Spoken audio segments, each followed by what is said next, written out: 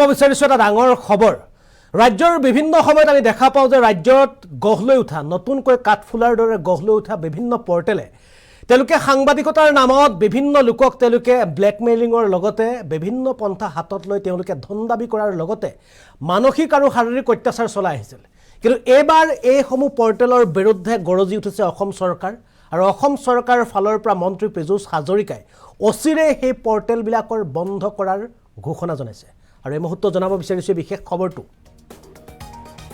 সাংবাদিকতাৰ নীতি নিয়ম উলংঘা কৰা নিউজ পৰ্টেল বিপদ সমাগত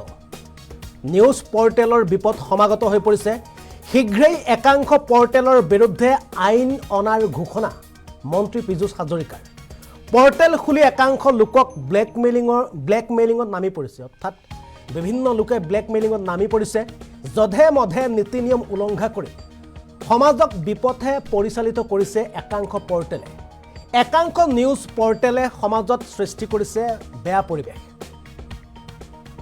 নিয়ম নমনা পৰ্টেলৰ বিৰুদ্ধে ব্যৱস্থা গ্ৰহণৰ হুংকাৰ মন্ত্ৰী পীযুষ হাজৰিকাৰ একাংশ পৰ্টেলৰ বিৰুদ্ধে আমি আইন অনাৰ চেষ্টা কৰি আছো আইন অনাৰ চেষ্টা কৰি থকা হৈছে বুলি জনাইছে সাংবাদিকতাৰ নীতি নিয়ম উলংঘা কৰা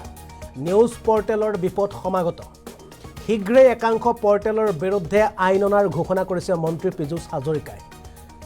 এই মুহূৰ্তত জনাইছো এই বিশেষ খবৰটো হয়তো শেহতীয়া পৰ্যায়ত আপোনালোকে দেখিছে যে কেনেদৰে এটা নিউজ পৰ্টেল খুলি সেই পৰ্টেলটোৰ স্বত্বাধিকাৰীয়ে কেনেদৰে ব্লেকমেইলিং কৰি এগৰাকী জনপ্ৰতিনিধিক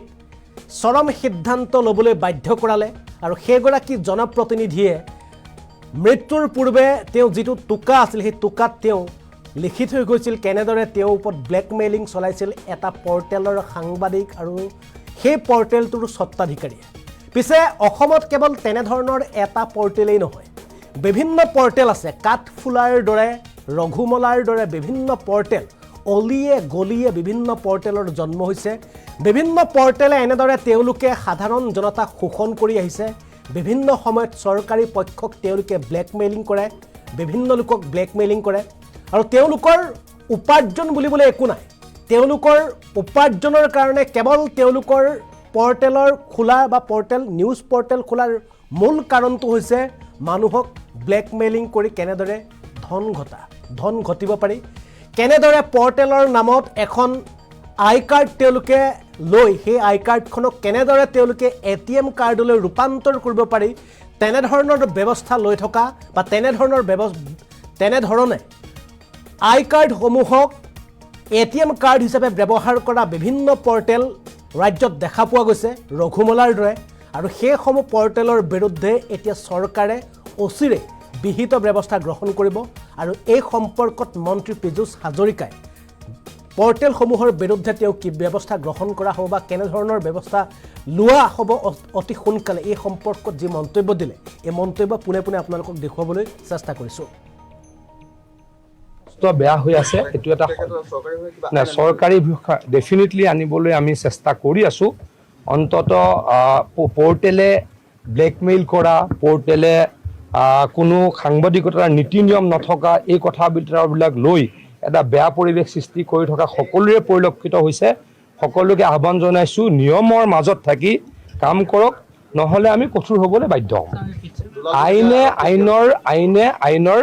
ৰাস্তা ল'ব যদি কোনোবাই ভুল কৰিছে এইখন চৰকাৰ দিনত হাৰি নাযায় হিমন্ত বিশ্ব শৰ্মা ডাঙৰীয়াই ৰাইজৰ কথা শুনে ৰাইজে যদি কিবা কয় কেতিয়াবা আমি সিদ্ধান্ত বদলি কৰোঁ মুঠৰ ওপৰত আমাৰ চৰকাৰখন ৰাইজৰ কথা শুনা চৰকাৰ গতিকে কোনোবাই যদি বেয়া কাম কৰিছে আমি কাকো এৰি নিদিওঁ কোনো খাৰি যাব নোৱাৰে পৰ্টেলবিলাকে যথেষ্ট বেয়া হৈ আছে এটো এটা না চৰকাৰি ডেফিনেটলি আনিবলৈ আমি চেষ্টা কৰি আছো অন্তত পৰ্টেলে ব্লেকমেইল কৰা পৰ্টেলে কোনো সাংবাদিকতাৰ নীতি নিয়ম নথকা এই কথাবিলাক লৈ এটা বেয়া পৰিৱেশ সৃষ্টি কৰি থকা সকলোৰে পৰিলক্ষিত হৈছে সকলোকে আহ্বান জনাইছো নিয়মৰ মাজত থাকি কাম কৰক নহলে আমি কঠোৰ হ'বলৈ বাধ্য হ'ম আইনৰ ৰাস্তা ল'ব যদি কোনোবাই ভুল কৰিছে এইখন চৰকাৰ দিনত হাৰি নাযায় হিমন্ত বিশ্ব শৰ্মা ডাঙৰীয়াই ৰাইজৰ কথা শুনে ৰাইজে যদি কিবা কয় কেতিয়াবা আমি সিদ্ধান্ত বদলি কৰোঁ